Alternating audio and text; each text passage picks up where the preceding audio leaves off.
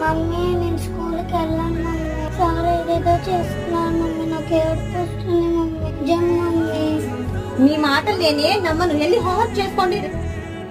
అమ్మా స్కూల్ కి డుమ్మా కొడదామని చూస్తున్నారు పిల్లలు. చెల్లి మమ్మీకి నిజం చెప్పినా నమ్మట్లేదు కదా. నన్ను కూడా అలానే గిచ్చుతుండక్క. ఇప్పుడు ఏం చేద్దాం?